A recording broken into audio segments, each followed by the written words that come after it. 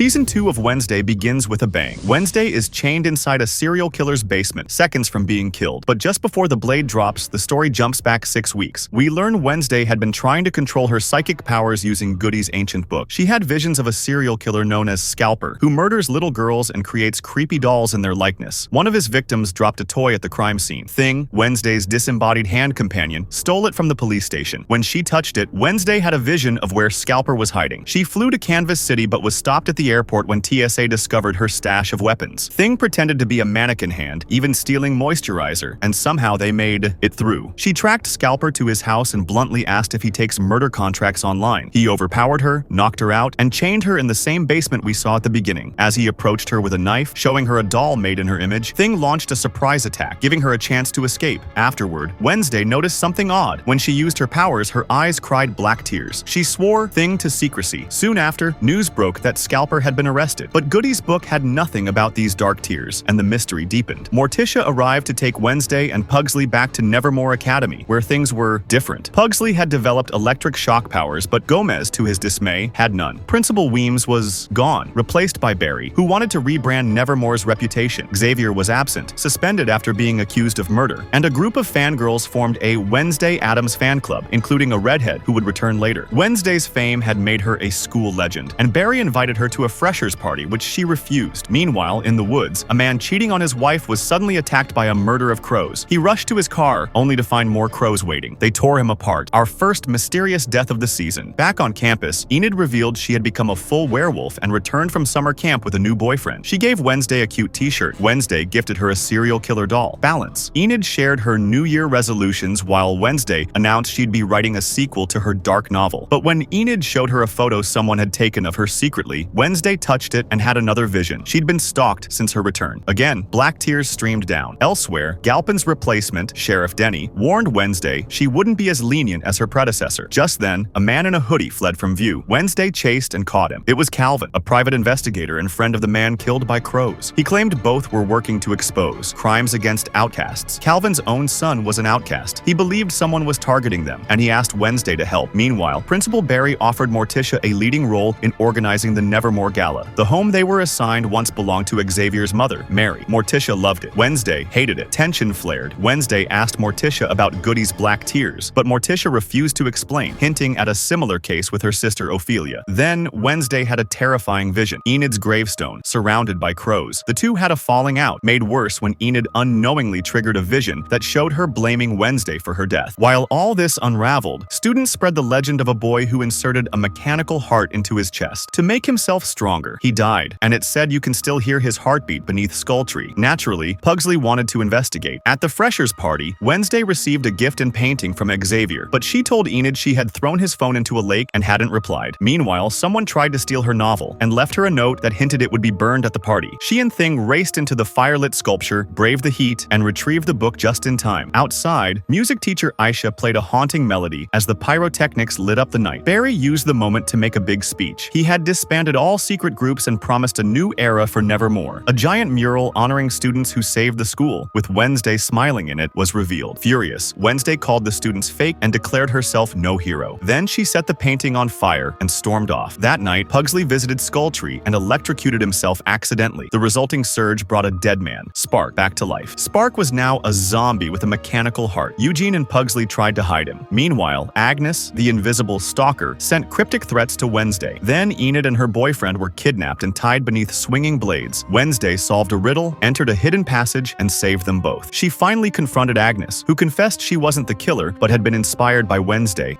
The next day, Wednesday visited Tyler at the outcast prison. Tyler mocked her, warned her someone worse was coming, and if he ever got free, Enid would be his first target. Later, Thing was kidnapped and left tied up. It was his birthday, and everyone forgot. Morticia demanded Goody's book back, but Wednesday refused. That same night, Enid pranked Wednesday by pretending to be dead. Wednesday didn't find it funny, especially after seeing someone had left Galpin's eyeball behind. The vision still didn't work. Meanwhile, the investigation led to a massive discovery. The prison wasn't just a prison. It was a secret lab. Wednesday, festering after, and Agnes broke in and found outcasts had been kept alive and tortured for experiments. The project's codename? Lewis. Long-term outcast. Integration study. It was run by Augusta and now by his daughter, Judy, who could control birds. Judy believed outcasts were biologically special and wanted to engineer power. Just as they uncovered the truth, Tyler broke out of his cell, transformed into Hyde, and began killing. Rachel, his former therapist, tried to stop him, but was murdered. Finally, Hyde came face to face with Wednesday. She didn't flinch. He attacked anyway. She survived, barely, stumbling outside, wounded, and nearly dead. Officers tried to help, but Hyde returned and began slashing through them one by one. And that's where Season 2 Part 1 ends, with Wednesday bleeding, the killer still at large, Enid still in danger, and the truth only half uncovered.